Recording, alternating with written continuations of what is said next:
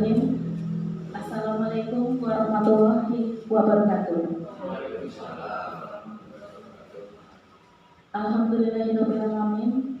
Puji syukur marilah kita senantiasa panjatkan kehadirat Allah Subhanahu wa Ta'ala atas limpahan karunia, rahmat, hidayah, dan pertolongannya, sehingga kita semua berkumpul di sini di SD Negeri Kemurahan Kulon 2 di acara sosialisasi modul guru penggerak. Yang kami hormati Bapak Ungtul Warsito MPD, Komilcam Kecamatan Tanjung, Kabupaten Brebes, Jawa Tengah. Yang kami hormati Bapak Dr. Andes Wasudin, Kepala SD Negeri Kemurahan Kulon 2. Yang kami hormati rekan guru Bapak Ibu SD Negeri Kemurahan Kulon 2.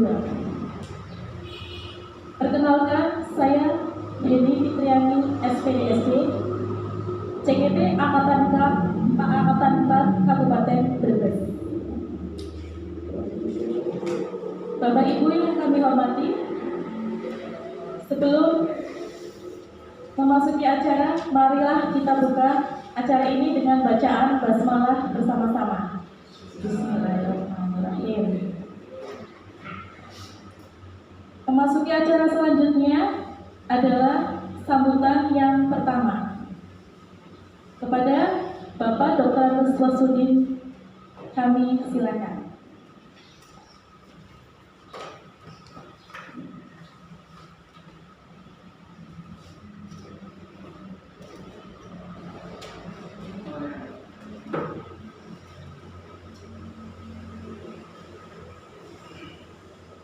Assalamualaikum warahmatullahi wabarakatuh.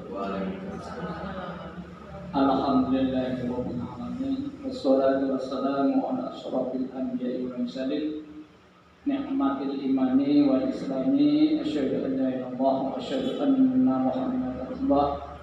Amma ba'du.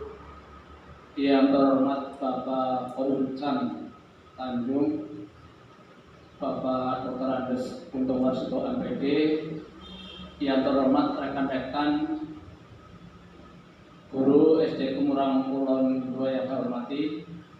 Pertama-tama kami panjatkan syukur kehadirat Ilahi Rabbi. Alhamdulillah pada siang hari ini kita dapat berkumpul di ruang kelas 4A dalam acara sosialisasi PGP yang nanti akan disampaikan yang terhormat Yeni Fitriani SPDSD. Mudah-mudahan langkah selanjutnya akan membawa nikmat barokah untuk teman-teman pada hari ini. Terima kasih pada Bapak Komilcam yang telah hadir dalam rangka memenuhi undangan dari Ibu Heni dalam rangka PGP yang selanjutnya nanti akan diberi materi-materi yang bersangkutan. Pada acara hari ini kita juga merasa senang dengan adanya guru-guru penggerak, karena guru penggerak itu sangat sibuk sekali. Nyatanya pada peserta PGP ini memang saya belum pernah bahasanya memutus Bu Heni, tak lihat lagi melihat jatuh, tak lihat lagi melihat jatuh. Nah, ini karena kesibukan, makanya selama 9 bulan. Untuk sementara ini direkam. Untuk sementara SD Kemurahan Kulon 2 katanya satu-satu Pak. Katanya belum bisa untuk mendaftarkan karena masih ada kesibukan, melihat teman-teman kayaknya sibuk. Untuk penjagaan satu tadi juga belum ada, tapi katanya lagi Bu Alif katanya minta. Tapi kalau saya mendengar ceritanya Bapak kayaknya belum mantap, tapi diniatilah. Namanya ilmu, insya Allah kalau kita punya niat, inna amalu biniati, Allah akan memberikan jalan. Terutama niat. Kalau niatnya ragu-ragu itu tidak akan berhasil. Namanya doa itu tidak terdengar oleh Allah. Makanya kita kalau doa seperti kita diniati. Dengan orang aku itu malaikatnya dibuat Pak.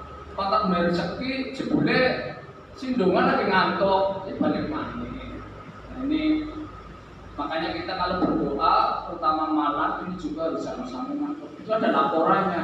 Bu SD, Bu Tuti makannya jalan tapi doanya karena ngantuk. Balik mana laporan? Saya mau memberikan rezeki tapi kok enggak.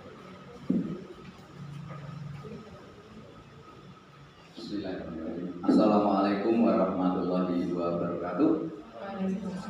Yang kami hormati Bapak Kepala SD Negeri Pemurang Bulan 2, Bapak Agus Wasidin. Tidak ketinggalan pula yang saya hormati rekan-rekan guru SD Negeri Pemurang Bulan 2, dan tidak ketinggalan pula rekan kami Mbak Dini Fitriani SPD yang sebentar lagi akan menyampaikan paparannya terkait dengan modul 1.1 dan 1.4 terkait dengan CGP. Pertama dan utama perkenankan kami masyarakat tersebut hadir di live lobby pada siang hari ini. Kita masih diberi kesempatan untuk bertemu wajah. Mudah-mudahan semuanya dalam keadaan sehat walafiat dan semuanya dalam lindungan Allah Subhanahu wa Ta'ala. Amin amin ya rabbal alamin. Terkait dengan kegiatan program pemaparan modul ini untuk di CGP ini, saya mengapresiasi, sangat mengapresiasi sekali dengan pelaksanaan pemaparan yang akan disampaikan oleh Mbak Deni nanti. Memang untuk program guru penggerak ini seperti yang dicanangkan oleh Bapak Menteri kita, Bapak Nadiem, ini adalah salah satu program baru yang sangat bermanfaat dan sangat menunjang keilmuan, menunjang karir, menunjang kompetensi Bapak dan Ibu semuanya. Oleh karena itu saya sangat berharap agar saat ini rekan-rekan guru yang belum bisa masuk atau yang belum masuk di program guru penggerak nanti kedepannya bisa menyusul mengikuti jejaknya Mbak Deni Fitriani ini untuk bisa mengikuti di program guru penggerak. Terima kasih sekali kepada Bapak Warsito SPD atas sambutannya. Semoga bermanfaat untuk kita semua. Baik Bapak Ibu Guru, untuk memasuki sosialisasi modul 1.1. Sebelumnya, saya Deni Fitriani SPD ya. Untuk guru penggerak, saya merasakan Bapak Ibu manfaatnya banyak sekali. Karena di dalam peningkatan kompetensi saya sebagai guru untuk mendukung pendidikan di Indonesia pada umumnya. Sehingga apa yang disampaikan Bapak dan Bapak Wasidin memang benar adanya. Modul 1.1 Refleksi Filosofis Pendidikan Indonesia Ki Hajar Dewantoro. Bapak Ibu, setiap tanggal 2 Mei kita memperingati Hari Pendidikan Nasional. Bapak Ki Hajar Dewantoro adalah salah satu tokoh pendidikan penting di Indonesia. Beliau lahir tanggal 2 Mei 1889. Beliau itu berasal dari keluarga bangsawan dari Jogja dengan Bapak Pangeran Surya Ningrat dan Ibu Raden Ayu Sandia. Ki Hajar Dewantoro adalah cucu dari Paku Alam ketiga. Sebenarnya Ki Hajar Dewantoro terlahir dengan nama asli Raden Mas Suwardi Suryaningrat. Tapi untuk lebih dekat dengan rakyat, di usia yang ke-40 beliau mengganti nama dengan nama Ki Hajar Dewantara atau Ki Hajar Dewantoro ya kita menyebutnya. Beliau menempuh pendidikan di ELS. Sekolah itu diperuntukkan untuk anak-anak Hindia Belanda, kemudian Tionghoa dan kaum bangsawan. Kemudian Ki Hajar Dewantoro melanjutkan lagi ke Stovia. Stovia itu adalah sekolah dokter pribumi di Batavia, namun tidak tamat karena sakit. Di perjalanan hidup beliau terjun ke dunia jurnalistik wartawan. banyak sekali pemikiran-pemikiran yang beliau tuangkan di dalam tulisannya pada masa itu menggambarkan semangat anti kolonial, sehingga pemerintah Belanda sangat membenci dan mengecam. Terutama pada saat beliau menuliskan andainya aku seorang Belanda. Beliau menerbitkan di The Express, salah satu surat kabar yang dipimpin oleh Dr. Doosdekker ya, itu adalah salah satu dari 3 serangkaiannya. Karena dari tulisannya beliau, andainya aku seorang Belanda, yang mengkritik tajam terhadap kebijakan Belanda yang merayakan 100 tahun kemerdekaan Belanda dengan euforia yang begitu mewah, beliau akhirnya dibuang ke pengasingan di Bangka, kemudian Cipto Mangunkusumo di Banda Neira, dan Dr. Doosdekker di Timor Kupang. Tetapi atas kesepakatan, ketiganya akhirnya diasingkan ke negeri Belanda. Di negeri Belanda itu, beliau memulai di pengasingan dengan mempelajari banyak-banyak ilmu pendidikan. Ya, ini sekilas tentang Ki Hajar Dewantara. Pada filosofis pemikiran Ki Hajar Dewantara, Bapak Ibu,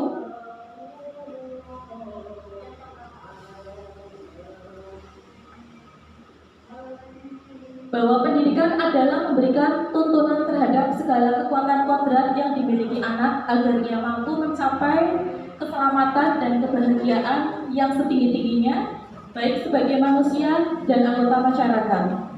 Pengajaran merupakan proses pendidikan dan memberi ilmu atau berfaedah untuk pencakapan hidup anak secara lahir dan batin.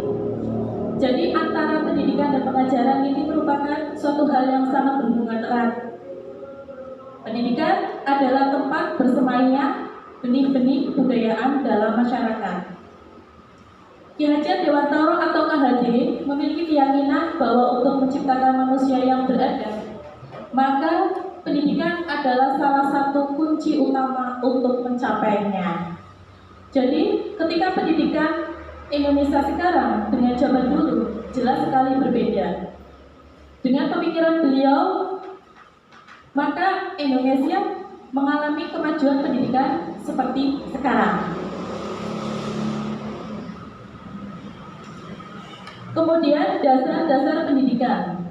Ki Hajar Dewantara menjelaskan bahwa tujuan pendidikan yaitu menuntun segala kodrat yang ada pada anak-anak agar mereka dapat mencapai keselamatan dan kebahagiaan yang setinggi-tingginya baik sebagai manusia maupun sebagai anggota masyarakat. Di sini yang dimaksud segala kodrat di sini adalah berkaitan dengan potensi anak, Bapak Ibu. Karena kita tahu bahwa anak itu terlahir dengan potensi yang berbeda. Dengan keunikan yang masing-masingnya itu tidak akan sama. Mereka akan melakukan ataupun memberikan apresiasi terhadap semua yang ada di sekolah, termasuk ketika mereka menerima pelajaran dari guru, ketika mereka mengerjakan tugas, banyak hal yang mereka sampaikan. Ada yang mengalami kesulitan, ada yang tidak. Nah, ketika hal itu terjadi di dalam pembelajaran kita sehari-hari, kita sebagai pendidik jangan merasa putus asa ketika ada pada tahap kita mengalami kesulitan. Karena anak di sini menjelaskan bahwa anak mencapai keselamatan dan kebahagiaannya setinggi-tingginya sebagai manusia. Bahwa pendidikan itu untuk mencerdaskan anak tetapi dengan rasa bahagia. Ki Hajar Dewantara sangat menekankan pada yang namanya merdeka belajar, Bapak Ibu. Selanjutnya adalah kerangka pemikiran Ki Hajar Dewantara. Di sini ada kodrat alam, Bapak Ibu. Kodrat alam berkaitan dengan sifat dan bentuk lingkungan di mana anak itu berada. Maksudnya, sifat dan bentuk lingkungan anak itu berada seperti ini, Bapak Ibu. Ketika anak wilayah Pantura berbeda mungkin dengan wilayah pegunungan ataupun wilayah daerah yang terlahir dengan kondisi agraris ataupun yang sudah memasuki industri. Contohnya Ketika mereka ada di daerah pegunungan, mereka akan menggunakan alam untuk media belajarnya juga. Nah, begitu juga yang ada di Pantura. Sehingga di sini kodrat alam berhubungan dengan sifat dan lingkungan anak itu berada, itu akan menunjukkan bahwa kerangka pemikiran Ki Hajar Dewantara itu memang benar. Kemudian Bapak Ibu, selanjutnya adalah kodrat zaman. Kodrat zaman itu berkaitan dengan isi dan irama. Maksudnya isi apa? Di sini Bapak Ibu, kita tahu bahwa sekarang adalah zaman gadget. Segala sesuatunya itu dilakukan lebih banyak dengan HP. Termasuk ketika kita memasuki masa pandemi, Bapak Ibu, kita merasakan penting sekali dengan adanya HP. Ketika masa pandemi, kita menggunakan banyak hal yang berkaitan dengan informasi yang diperoleh di HP. Isi dari pengetahuan ataupun konten dari pengetahuan itu boleh diadopsi menurut Ki Hajar Dewantara sepanjang tidak bertentangan dengan nilai-nilai kemanusiaan ataupun nilai-nilai Pancasila yang kita anut. Berkaitan dengan irama Bapak Ibu, bahwa pendidikan itu dinamis, tidak boleh status dalam artian tidak pada tempat. Ketika pendidikan itu statis, maka akan terjadi yang namanya chaos atau kekacauan, sehingga pendidikan itu terus bergerak, tetapi untuk menuju kemajuan. Di sini irama ini menentukan. Kita lihat pendidikan pada zaman dulu dengan zaman sekarang tentu saja berbeda Bapak Ibu. Di mana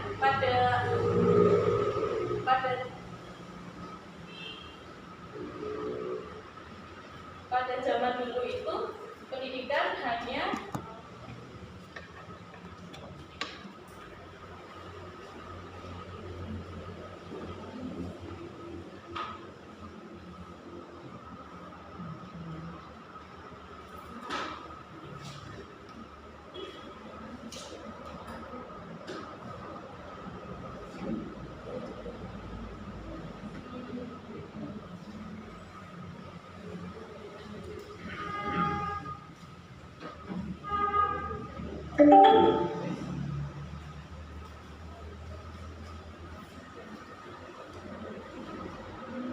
berkaitan dengan kodrat zaman ya Bapak Ibu ya, bahwa kodrat zaman itu berkaitan dengan pendidikan itu harus dinamis, harus berjalan, bergerak, tetapi untuk kemajuan suatu bangsa. Ketika pendidikan itu statis, maka yang akan didapat adalah kekacauan karena kita tidak bisa mengikuti perkembangan dengan negara lain. Ki Hajar Dewantara memperbolehkan ketika kita memang mengadopsi banyak hal dari luar yang memang untuk kepentingan pendidikan dan itu tidak bertentangan dengan nilai kemanusiaan ataupun nilai Pancasila. Kita lihat perkembangan pendidikan pada zaman dulu dengan zaman sekarang, zaman kolonial dengan zaman sekarang tentu saja berbeda jauh sekali. Dan poin utama dari Ki Hajar Dewantara adalah merdeka belajar mengacu kepada profil pelajar Pancasila. Kemudian Bapak Ibu, kerangka pemikiran Ki Hajar Dewantara yang lain adalah prinsip melakukan perubahan. Di sini ada azas trikon, ada kontinuitas, konvergensi, konsentris. Yang pertama adalah kontinuitas Bapak Ibu, bahwa pendidikan adalah usaha yang terus-menerus berkesinambungan. Kemudian ada rencana, ada langkah-langkah, ada evaluasi, ada perbaikan. Pendidikan bukan sulap sekali buat langsung jadi, tetapi melalui proses yang terus-menerus atau kontinu dan berkesinambungan. Sehingga kita sebagai guru atau pendidik ketika melaksanakan pembelajaran di kelas mungkin banyak menemui kesulitan, dan itulah salah satu manfaat dari kerangka pemikiran Ki Hajar Dewantara. Kemudian yang kedua, konvergensi Bapak Ibu. Konvergensi adalah suatu usaha pengembangan pendidikan yang memperbolehkan kita mengambil apa saja, di mana saja, tentang keilmuan yang untuk mendukung pendidikan. Ki Hajar Dewantara mengadopsi dari tokoh pendidikan dunia, misalnya Maria Montessori. Di situ Maria Montessori itu dengan teori murid boleh eksplor Bapak Ibu. Di sini eksplor, murid bisa praktek pembelajaran langsung di luar kelas, kemudian murid juga bisa mengemukakan apa yang diinginkan. Ketika guru, di sini Merdeka Belajar, menawarkan, kamu ingin pembelajaran di mana? Ketika mereka mengingat di luar kelas, kita ikuti sepanjang berkaitan dengan materi yang akan disampaikan. Kemudian contoh lain lagi, Ki Hajar Dewantara mengadopsi dari tokoh pendidikan yang lain, yaitu Froebel. Ya. Di sini Froebel memandang bahwa hakikat anak itu semuanya di dalam pendidikan baik Bapak Ibu. Jadi ketika terjadi ketimpangan ataupun hal buruk yang menimpa pada anak, kita sebagai guru hanya kuncinya kurang bimbingan. Berarti Froebel memandang pendidikan bahwa anak atau murid adalah baik, dan baik. Ketika memang anak mengalami suatu hal buruk, melakukan suatu hal buruk, berarti kuncinya kurang bimbingan dari guru. Dari konvergensi ini, Ki Hajar Dewantara mengambil semuanya itu dari luar, termasuk boleh, yang penting tidak bertentangan dengan nilai kemanusiaan dan nilai Pancasila. Kemudian konsentris Bapak Ibu. Di sini konsentris Bapak Ibu bahwa pendidikan itu seperti apa? Pendidikan itu menghargai perbedaan yang ada. Ketika ada perbedaan Bapak Ibu, itu tidak untuk menyamakan, tetapi untuk menguatkan keragaman yang ada. Ketika di dalam kelas anak mencurahkan pendapat, misalnya pada saat musyawarah, terdapat 3-4 pendapat yang berbeda. Tetapi dari perbedaan itu kita menguatkan untuk menuju satu hal yang akhirnya memberikan dampak positif kepada murid. Justru dengan beragam pendapat, kita akan belajar memberikan pelajaran pada anak untuk saling menghargai, untuk saling menghormati pendapat orang lain. Berarti di sini konsentris Bapak Ibu bahwa menghargai semua yang berkaitan dengan keberagaman anak. Selanjutnya, isi dari pemikiran Ki Hajar Dewantara adalah budi pekerti, Bapak Ibu. Budi ini dari satu cipta. Cipta itu pikiran, Bapak Ibu. 2 rasa. Rasa itu perasaan. Karsa adalah kemauan. Dengan mempertajam pikiran, memperhalus perasaan, memperkuat kemauan, maka akan ada pekerti, yaitu tenaga atau raga yang nanti akan mewujudkan kesehatan jasmani. Dan budi dan pekerti ini harus seimbang atau holistik. Jadi semuanya selaras berjalan. Ketika cuma budi saja atau pekerti saja, maka akan terjadi ketimpangan. Jadi budi pekerti harus berjalan seimbang atau holistik. Bapak Ibu, Ki Hajar Dewantara berorientasi pada murid yang bermuara pada Merdeka Belajar dengan menuju profil pelajar Pancasila. Di mana profil pelajar Pancasila itu terdiri dari 6. 1. Beriman dan bertakwa kepada Tuhan Yang Maha Esa dan berakhlak mulia. Kita setiap hari tidak henti-hentinya, tidak bosan-bosannya kepada murid kita untuk mengajarkan tentang keimanan dan ketakwaan yang diimplementasikan di dalam kehidupan sehari-hari dengan akhlak mulia mereka. Sehingga ketika ada anak yang tidak melakukan hal yang umum, misalnya ada teman yang sakit ataupun butuh pertolongan, tidak menolong, kita sebagai guru bisa mengarahkan bahwa sikap menolong, sikap saling membantu, peduli adalah salah satu contoh akhlak mulia yang diinginkan dalam profil pelajar Pancasila. Kemudian yang kedua, Bapak Ibu, ada kreatif. Di sini anak kreatif, anak yang mau berpendapat, anak yang mau menghadirkan ide-ide ataupun hal-hal yang menunjang di dalam pendidikan untuk kemajuan pendidikan. Di sini ketika ada anak berpendapat, Bapak Ibu, jangan langsung di-cut. Jangan seperti itu, tidak. Ketika memang tidak cocok, kita dekati dengan personality. Dengan ide-ide mereka mencerminkan suatu pemikiran yang kritis, yang baik tentang pelajaran maupun hal lain yang tentunya akan membantu kita sebagai guru dalam memajukan pendidikan. Yang ketiga adalah gotong royong Bapak Ibu. Profil pelajar Pancasila, gotong royong. Di dalam era yang sekarang, sepertinya Bapak Ibu pernah merasakan ya, ketika memang sikap gotong royong anak kita sudah berkurang, sudah memudar. Nah, tugas kita sebagai guru Bapak Ibu untuk menumbuhkan lagi sikap gotong royong. Dari anak yang tidak mau piket bersama-sama, kita suruh anak piket bersama-sama. Ayo anak-anak, yang hari ini piket siapa? Ketika guru sudah seperti itu, anak ada yang menanggapi, ada yang tidak. Tetapi kita sebagai guru ketika ada anak yang tidak respon, kita akan berarti. Kita tumbuhkan semangat gotong royong mereka untuk berbuat lebih baik di dalam kehidupan. Jika anak itu dewasa kelak, di dalam kelas simpel saja, misalnya kerja bakti untuk sekolah, kemudian piket kelas, itu adalah salah satu contoh dari gotong royong.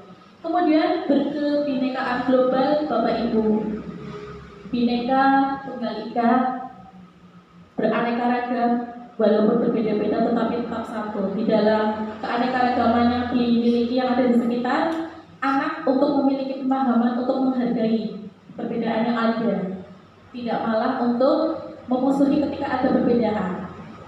Kemudian yang kelima adalah bernalar kritis. Anak untuk melatih bernalar kritis atau berpikir baik.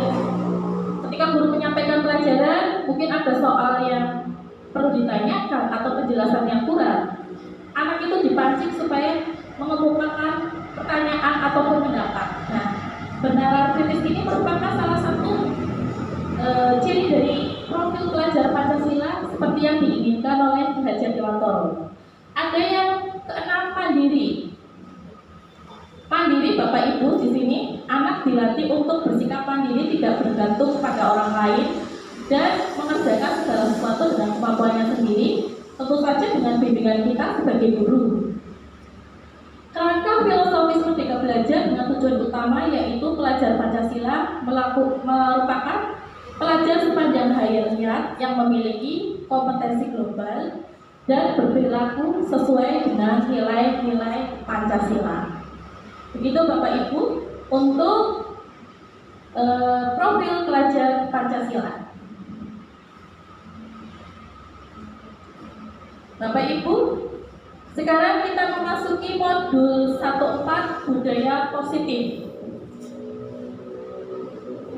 Budaya positif adalah budaya yang dilakukan dan diterapkan di sekolah Bapak Ibu. Budaya positif ini akan mendukung suatu sistem pembelajaran di kelas dan di sekolah untuk menuju peningkatan pendidikan Indonesia. Murid membutuhkan tempat belajar yang nyaman. Murid membutuhkan tempat suasana pembelajaran yang mendukung. Nah, dengan adanya budaya positif, diharapkan pembelajaran yang ada di kelas maupun di sekolah berlangsung dengan baik. Jadi budaya positif ini akan mendukung sistem pembelajaran yang baik di dalam kelas. Secara otomatis akan meningkatkan pendidikan yang ada di Indonesia. Ada perubahan paradigma stimulus respon lawan teori kontrol. Bahwa budaya positif dibangun, maka sekolah harus menyediakan lingkungan yang positif, aman, nyaman, agar murid mampu berpikir, bertindak, dan mencipta dengan merdeka, mandiri, dan bertanggung jawab. Ada miskonsepsi tentang teori kontrol Bapak Ibu. Yang pertama adalah ilusi bahwa guru mengontrol murid. Di sini guru melakukan suatu pemaksaan, suka atau tidak, mengontrol muridnya. Jadi ketika murid tidak mengingat sesuatu, di sini ilusi guru mengontrol muridnya. Jadi tentu saja itu tidak boleh dilakukan. Kemudian yang kedua adalah ilusi bahwa semua penguatan positif, efektif, dan bermanfaat. Bahwa guru dengan teori kontrolnya, bahwa penguatan positif, efektif, dan bermanfaat itu bisa dilakukan. Ketika murid berada di dalam kelas, mereka dianggap guru itu mau melakukan semuanya dengan teori kontrolnya. Kemudian yang ketiga, ilusi bahwa semua kritik dan membuat orang merasa bersalah dapat menguatkan karakter. Di sini guru membuat murid merasa bersalah, kemudian merasa mampu menguatkan karakter dari murid itu. Padahal dari murid itu sendiri ketika memang melakukan kesalahan, pasti dalam hati anak itu, dalam murid itu terberisi rasa bersalah dan ingin memperbaiki kesalahannya. Kemudian ilusi yang keempat adalah ilusi bahwa orang dewasa memiliki hak untuk memaksa. Di sini murid kita ruang lingkupnya, kebetulan saya di sekolah dasar, bahwa orang dewasa memiliki hak untuk memaksa, bahwa di sini murid ini dapat dipaksa oleh guru, padahal seharusnya itu tidak boleh terjadi.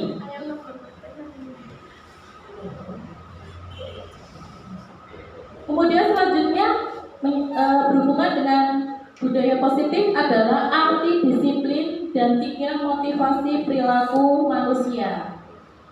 Ki Hajar Dewantara mengatakan bahwa di mana ada kemerdekaan, di situ ada disiplin yang kuat. Disiplin diri memiliki motivasi internal.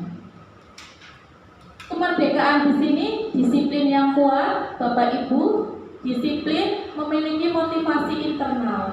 Berarti motivasi internal adalah motivasi dari dalam diri kita sendiri. Jadi dari dalam anak itu ditumbuhkan motivasi internal, bukan eksternal. Contoh yang simpel, kita yang sudah dewasa naik motor, Bapak Ibu. Ketika ditanya kenapa memakai helm, ada yang menjawab beragam ada yang menjawab saya mentaati peraturan lalu lintas. Itu berarti internal dari dalam diri. Ada lagi yang menjawab saya trauma, takut jatuh, saya pernah jatuh kecelakaan. Berarti itu adalah faktor eksternal. Nah, pada diri anak kita perlu adalah penanaman disiplin yang memiliki motivasi internal dari diri. Ketika memang sudah ada motivasi internal, maka akan terbentuk suatu budaya positif. Kemudian ada 3 motivasi perilaku, Bapak Ibu, masih berkaitan dengan budaya positif. Yang satu adalah terhindar dari hukuman atau ketidaknyamanan. Jadi perilaku murid atau perilaku anak itu biasanya dilakukan karena tidak pengen mendapatkan hukuman dari guru. Jadi mereka akan berusaha pengen pada zona aman, sehingga mereka terhindar dari namanya hukuman, punishment ataupun sanksi. Kemudian yang kedua, Bapak Ibu, untuk mendapat imbalan atau penghargaan dari orang lain. Jadi murid misalnya berbuat baik, saya jadi tidak akan nakal, Bu, tapi saya minta apa? Minta hadiah, atau mungkin dalam ucapan saja, misalnya pujian dan sebagainya. Itu adalah suatu bentuk imbalan yang murid inginkan. Yang ketiga, untuk menjadi orang yang mereka ingin atau menghargai sendiri dengan nilai-nilai yang mereka percayai. Nah, Bapak Ibu, yang ketiga ini adalah poin penting yang perlu kita berikan kepada murid kita, di mana pada tahap ini untuk menjadi orang yang mereka ingin atau menghargai sendiri dengan nilai-nilai yang mereka percayai. Ketika murid melakukan suatu hal kebaikan ataupun yang berhubungan dengan peningkatan pembelajaran, mereka mempunyai motivasi baik. Saya ingin berubah, saya ingin jadi anak pintar, saya ingin melakukan yang terbaik. Nah, motivasi yang ketiga ini adalah motivasi yang paling penting untuk murid kita.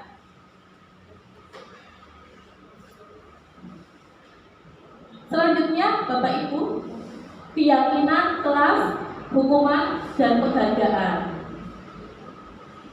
Sebenarnya keyakinan kelas itu lebih dari peraturan, Bapak Ibu, tetapi lebih rinci dan itu dilakukan di kelas. Keyakinan kelas itu dilakukan sama saja dengan kesepakatan kelas. Dengan keyakinan kelas terbentuk budaya positif, dan budaya positif itu membuat seseorang termotivasi intrinsik ataupun internal. Berarti segala sesuatu yang dilakukan dari dalam, dari hati, akan memberikan nilai positif pada diri kita, termasuk pada diri anak kita, anak diri kita, pada murid kita. Pembentukan keyakinan kelas, Bapak Ibu, kemarin saya sudah mempraktekkan pembentukan keyakinan kelas. Anak saya berikan kesempatan kesempatan untuk berpendapat. Apa saja anak-anak untuk keyakinan kelas kita? Ada yang menjawab Alek, Bu, membersihkan Bu, membersihkan apa? Membersihkan kelas setiap hari, pagi dengan siang. Akhirnya diperoleh kesepakatan membersihkan kelas ketika pagi saja. Ditulis di papan tulis Bapak Ibu. Kemudian lagi, apalagi anak-anak, jangan membuang sampah sembarangan. Nah, kata jangan itu bernilai negatif. Diganti lagi anak-anak, membuang sampah pada tempatnya. Nah, itulah adalah salah satu contoh keyakinan kelas. Jadi kata-kata jangan itu sementara dihilangkan dengan membuat keyakinan kelas diganti menjadi bermakna positif, membuang sampah pada tempatnya. Dan pembentukan keyakinan kelas itu, yang satu keyakinan kelas bersifat abstrak daripada peraturan, yang rinci dan konkret, yang memang benar-benar dilakukan anak konkret setiap hari di kelas. Jadi mulai dari hal-hal sepele, misalnya apa? Memakai seragam. Ada yang tidak, ya ada. Hari Jumat ada yang memakai merah putih, dan itu terjadi. Ketika memang ada keyakinan kelas, mereka akan berusaha untuk melakukan apa yang sudah disepakati di kelas melalui keyakinan kelas. Di kelas saya keyakinan kelas ditempel. Biasanya di sini di kertas manila ataupun di kertas yang agak besar, di situ ditempel, dan keyakinan kelas itu untuk dipatuhi. Kelas itu, kebetulan saya di kelas 3. Dan nomor 2, keyakinan kelas berupa pernyataan universal. Universal itu berarti secara menyeluruh. Berarti apa yang menyangkut di dalam kelas itu, di dalam pembelajaran, mulai dari kebersihan, sopan santun, kemudian aturan yang di dalam belajar, misalnya mengerjakan PR, datang tepat waktu, itu semuanya dibahas di keyakinan kelas, Bapak Ibu. Yang ketiga, pernyataan keyakinan kelas dibuat dalam bentuk positif. Tadi sudah saya sebutkan ya, ketika kemarin ada yang berpendapat jangan membuang sampah sembarangan Bu. Nah, jangannya itu dihilangkan, diganti dengan membuang sampah pada tempatnya. Berarti lebih ke bentuk positif maknanya, Bapak Ibu. Yang keempat adalah keyakinan kelas tidak terlalu banyak, mudah diingat dan dipahami. Keyakinan kelas itu dibuat antara 1-7 saja cukup Bapak Ibu, maksimal. Karena kalau terlalu banyak, anak mungkin tidak akan melaksanakan semuanya dengan baik. Jadi 5 ataupun 6, jadi mudah diingat dan dilakukan. Selanjutnya Bapak Ibu, 5, keyakinan kelas tentang sesuatu yang dapat diterapkan di lingkungan tersebut. Jadi di lingkungan kelas, apa yang bisa dilakukan pada murid di situ, Bapak Ibu? Jadi semuanya itu berhubungan dengan pembelajaran. Misalnya tadi mengerjakan PR dari guru, membuang sampah pada tempatnya, kebersihan setiap hari. Nah, seperti itu contohnya. Yang keenam, semua warga kelas ikut kontribusi lewat curah pendapat di pembuatan keyakinan kelas. Ketika di pembuatan keyakinan kelas itu semuanya berpendapat, boleh. Jadi kita sebagai guru harus menampung semua aspirasi pendapat dari murid-murid tentang apa yang mereka inginkan untuk mendukung pembelajaran yang ada di kelas. Jadi tidak boleh dicegah ya. Nanti dari semua curah pendapat itu, nanti kita akan tuliskan yang memang mewakili yang satu untuk dituliskan di keyakinan kelas. Kemudian yang ketujuh, Bapak Ibu, bersedia meninjau kembali keyakinan kelas dari waktu ke waktu. Ketika keyakinan kelas memang itu sudah tidak bisa dilakukan secara relevan, kita bisa meninjau, kita bisa mengganti, ataupun juga menambah yang lain. Tentu saja dengan pembentukan keyakinan kelas seperti yang tadi ya, guru dengan murid bekerja sama melakukan curah pendapat, menuliskan apa yang diinginkan untuk keyakinan kelas, kemudian diwujudkan dan dilakukan di dalam setiap hari. Selanjutnya, Bapak Ibu, ada 5 kebutuhan dasar manusia. Di sini kebutuhan murid, 1, cinta dan kasih sayang. Di sini Bapak Ibu, bukan hanya murid yang membutuhkan pengakuan cinta dan kasih sayang, kita semua membutuhkan. Tetapi di sini murid, cinta dan kasih sayang dari guru, dari kepala sekolah, dari teman adalah suatu perwujudan pengakuan akan kebutuhan cinta dan kasih sayang. Kemudian yang kedua, kebutuhan bertahan hidup atau survival Bapak Ibu. Di saat kebutuhan hidup misalnya murid kadang-kadang takut, cemas ketika tidak mengerjakan PR ataupun tidak mengerjakan tugas yang diberikan guru. Nah, di sini berhubungan dengan apa? Kecemasan. Kemudian kebutuhan yang lain misalnya pemenuhan makanan, minuman, itu adalah salah satu kebutuhan dasar manusia termasuk murid kita juga. Yang ketiga adalah penguasaan Bapak Ibu. Di sini penguasaan kita sering melihat ketika di dalam pembelajaran kelas pada struktur organisasi, mungkin kita melihat beberapa anak yang ingin menjadi pemimpin kelas. Saya ingin menjadi pemimpin kelas. Itulah salah satu contoh kebutuhan dasar manusia di penguasaan. Ketika anak memang menginginkan sesuatu yang ingin dicapai dengan kekuatannya, itu adalah salah satu contoh dari kebutuhan dasar manusia. Yang keempat, Bapak Ibu, kebebasan. Kebebasan ini berkaitan dengan memilih. Murid memilih apa yang mereka inginkan. Misalnya, pelajaran yang mereka inginkan dengan cara apa, kemudian memilih apa yang mereka senangi, misalnya olahraga, ada yang suka sepak bola, ada yang suka bola kasti.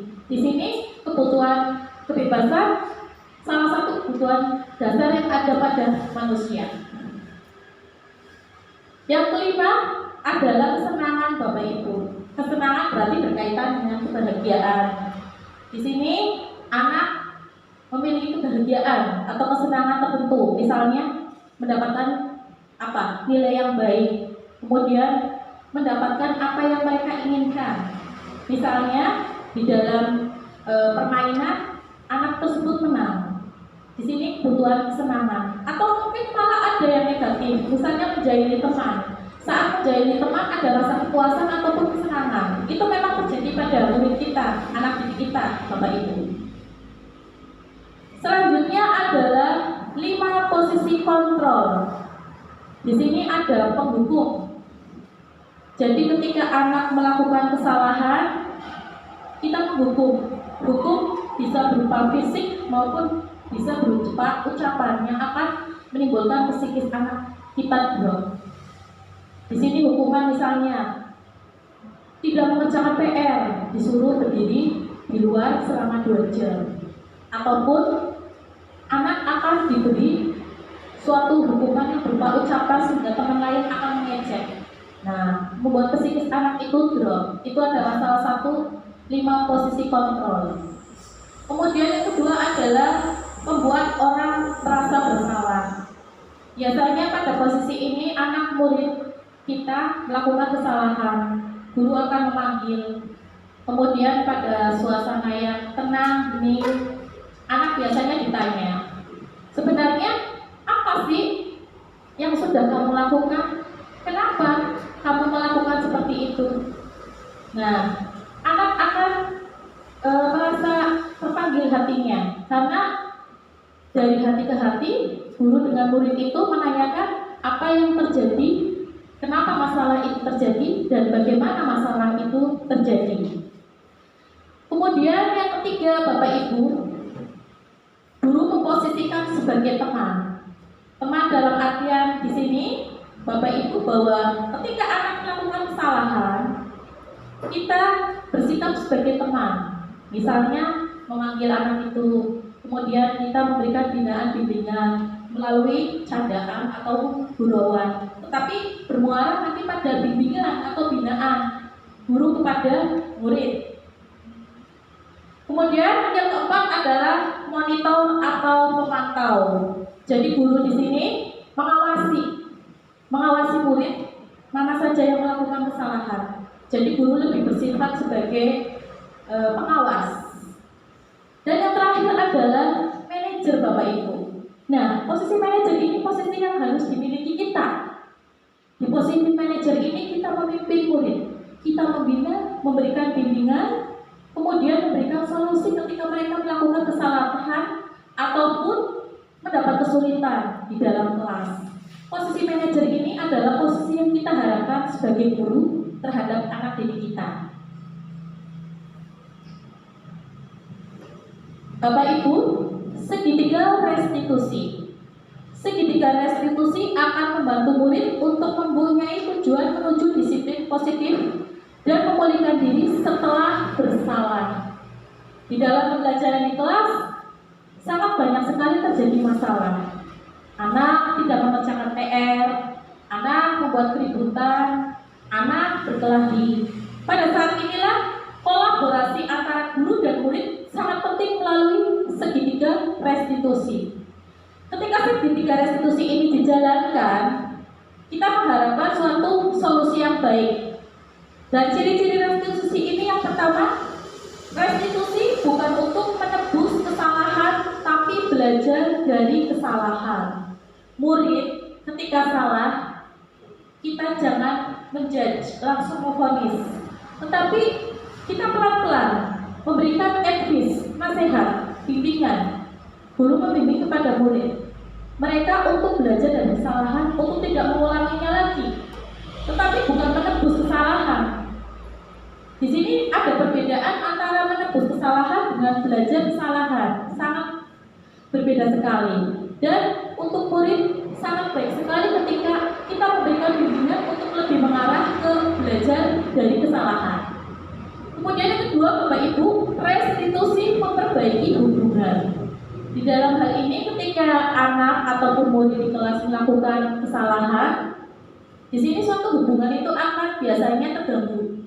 Satu anak dengan anak lain itu akan timbul sejenis kayak gap ya. Nah, restitusi ini akan memperbaiki hubungan, akan mendamaikan. Kemudian yang ketiga, restitusi adalah tawaran, bukan paksaan. Anak kita panggil yang bermasalah, yang tadi suka memanggil nama orang tua, kemudian akhirnya terjadi perkelahian, itu kita tawarkan. Kamu jangan mengulangi lagi. Kalau mengulangi, ini berarti kamu tidak menghargai teman. Cara-cara yang baik, yang halus, kita tawarkan kepada anak. Ya, kita tidak bisa memaksa anak dengan kekerasan. Karena pada dasarnya anak itu butuh binaan ataupun bimbingan dari kita sebagai guru. Yang keempat, Bapak Ibu, restitusi menuntun untuk melihat ke dalam diri. Jadi anak itu untuk lebih introspeksi, untuk melihat ke diri anak itu, murid itu sendiri yang bermasalah.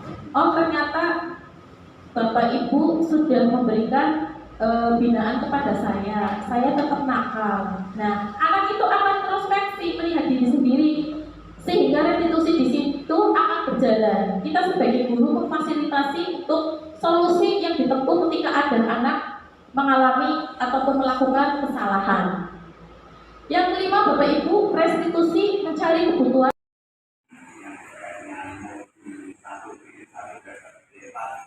di ini karena hanya menyikapi beberapa hal saja.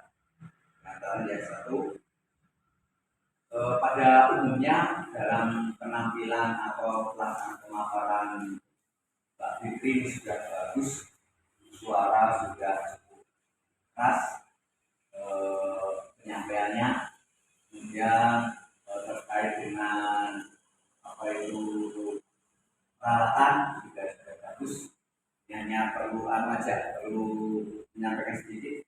Yang pertama terkait dengan alkohol sudah cukup bagus ya.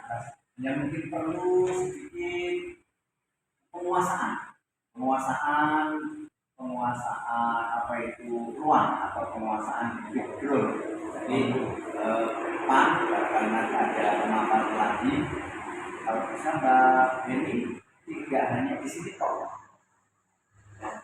Saat sana kemari lagi dengan ekspresi dan gerak sehingga lebih mantap.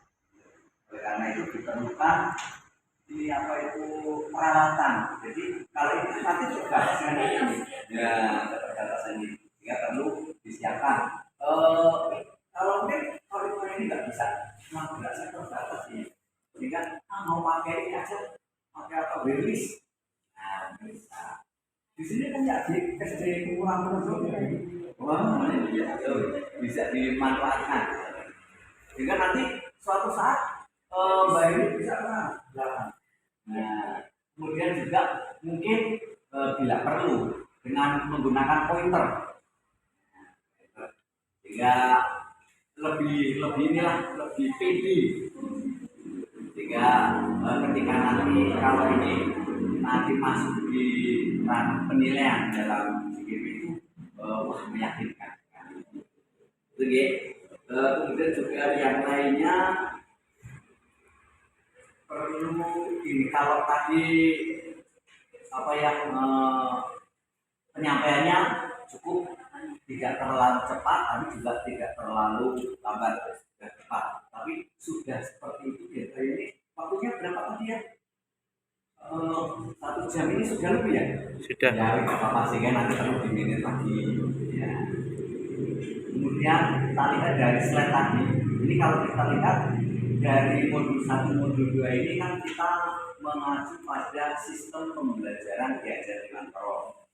Jadi sama diajar di motor ini. Saya hanya menambah saja apa yang dikatakan Pak Urusan memang betul. Tapi nanti dalam paparan itu jangan artinya hanya di tempat itu saja. Memang saya tahu. Boleh ya, jadi kan kita gerakkan medan terus. Padahal dikatakan tadi kalau seorang guru harus bisa bergerak mana anak yang dididik. Jadi anak itu tidak medan terus lihat satu orang. Makanya kita seorang guru apalagi sebagai guru penggerak harus menguasai medan, artinya ruangan sehingga anak itu nanti tidak jenuh. Bisa tadi bergerak ke selatan, bisa bergerak ke utara, kemudian di saat praktek mengajar yang tidak kalah pentingnya itu pada saat evaluasi anak itu harus dilihat bukunya karena tadi kan gambar itu kan sudah bagus, dilihat bukunya apakah sudah atau belum. Kemudian apabila dalam mengerjakan soal ada dikatakan yang dikatakan namanya atau jangan mengatakan salah atau tempat, yaitu harus diterapkan oleh seorang guru penggerak. Nanti saya juga menilai jangan buat harinya, walaupun jangan pun maparkan ini, tapi tetap saya akan menilai harinya. Apakah dipakai enggak? Modul-modul ini kalau boleh diterapkan kan berarti tidak sesuai apa yang dibicarakan oleh teman-teman. Kita baca yang bersangkutan termasuk kepada guru yang telah memberikan paparan untuk teman-teman, mudah-mudahan yang lain masih saya kira sudah cukup. Barangkali Pak Korum bisa mengatakan tugas yang lain.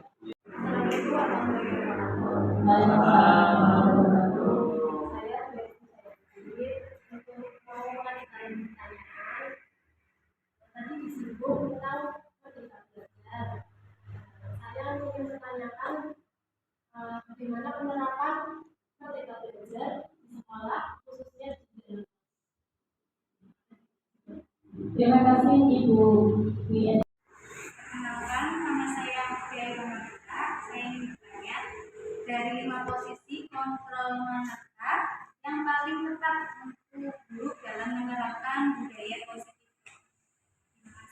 Ya, terima kasih Ibu Mutia. Ya, terima kasih sekali Bu Esti atas pertanyaannya. Di sini Bu Esti menanyakan contoh penerapan merdeka belajar di kelas itu contohnya seperti apa. Baik Bapak Ibu, ketika kita masuk kelas kita akan menerapkan materi pelajaran. Misalnya saya kelas 3, saya akan menerapkan materi cuaca. Kebetulan hari ini hujan. Ayo anak-anak kita keluar. Kita tawarkan sebuah metode yang baru bukan hanya di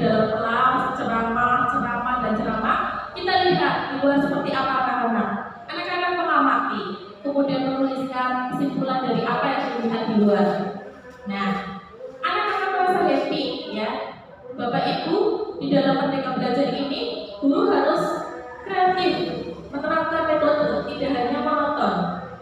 Metode demonstrasi, kemudian tadi yang saya sebutkan dengan melihat anak cuaca di luar. Contoh lain lagi, kita misalnya berhubungan dengan materi SPDB, kita membuat keterampilan yang berhubungan dengan materi. Walaupun kelas kotor, tetapi anak belajar dengan happy, dengan bahagia. Di situ ada Merdeka Belajar, Bapak Ibu. Kemudian contoh lain lagi, Bapak Ibu. Ketika kita di dalam pembelajaran adanya pendapat dari murid, ada jurang pendapat. Masing-masing anak punya pendapat yang berbeda tentunya. Dan mungkin kita akan memiliki pendapat yang tidak sesuai atau tidak tepat. Kita sebagai guru tidak serta-merta menyalahkan atau memfonis anak itu berpendapat salah, tetapi kita menampung dan mengarahkan supaya anak itu memiliki pendapat yang bagus ataupun tepat. Di sini anak curang pendapat itu adalah salah satu contoh penerapan Merdeka Belajar di kelas. Demikian Bu, seperti itu. Terima kasih Bu Mutia atas pertanyaannya. Dari 5 posisi kontrol, manakah yang paling tepat untuk guru dalam penerapan budaya positif di kelas?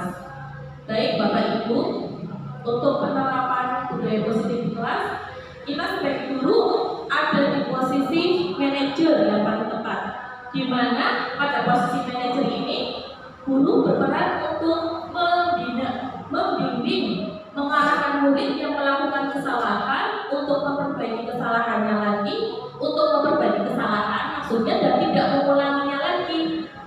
Jadi guru ini berkolaborasi dengan murid, Bapak Ibu, berkolaborasi dengan baik. Kita mendekati dengan bahasa yang halus, dengan tutur bahasa dan gerak yang halus supaya anak itu tidak merasa tertekan, tetapi anak itu terbukti. Oke, siap. Siap.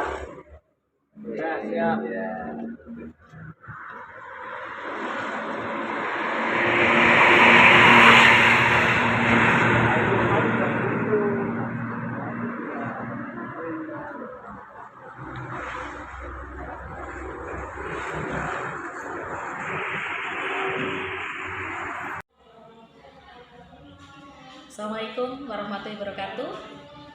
Teman-teman CGP, calon guru penggerak Indonesia, perkenalkan, saya Heni Fidrani SPD, CGP Angkatan 4 Kabupaten Brebes, dari SD Negeri Kemurang Kulon 2. Dan murid saya? Perkenalkan, nama saya Alexandra. Saya kelas 3 dari SD Kemurang Kulon 2. Ya. Teman-teman CGP, untuk penerapan budaya positif, kebersihan lingkungan kelas dan lingkungan sekolah. Alek, jadi ditanya, apa saja yang sudah dilakukan untuk kebersihan lingkungan kelas Alek? Coba ceritakan. Kemarin aku teman-teman dan Bu Fitri pergi ke saluran pintu air. Di situ aku melihat banyak sampah. Terus aku dan teman-teman disuruh Bu Fitri untuk mengamati mana yang bersih, mana yang kotor. Terus habis itu aku kembali ke sekolah. Habis itu aku disuruh Bu Fitri mengamati lagi di taman sekolah. Ibu Fitri menyuruh mengamati gambar yang bersih. Iya. Kira-kira Alex senang lingkungan yang bersih atau kotor? Bersih. Karena kalau bersih nyaman, tenang, dan sehat. Iya. Tentu saja dengan lingkungan yang bersih nyaman akan tercipta pembelajaran yang baik dan juga nyaman. Selain itu apa lagi Alex? Selain itu, aku kemarin membuat sendok sampah dari bahan bekas. Apa saja? Bahannya yaitu gunting, pisau, paku, kayu, sama gembes minyak yang bekas. Alex bisa apa enggak sama teman-teman buat? Bisa. Iya bagus, pintar. Selain itu apa lagi Alex? Dan itu aku kemarin membuat gambar tentang kebersihan lingkungan atau tentang kebersihan di dalam kelas. Iya. Contohnya ini. Ya, ini teman-teman CGP contoh gambar anak kami kelas 3 tentang kebersihan kelas. Ya, selain itu apa lagi? Alex? Selain itu, kemarin aku dan Bu Fitri dan teman-teman membuat keyakinan kelas 3. Ya. Keyakinannya adalah memakai seragam sesuai hari. Terus Terus kalau ada PR dari Bu Fitri harus dikerjakan langsung. Ya. Terus kalau yang ikut berangkatnya harus pagi-pagi. Lebih awal ya. Alex senang belajar di dalam kelas, terus apa di luar? Di luar. Berarti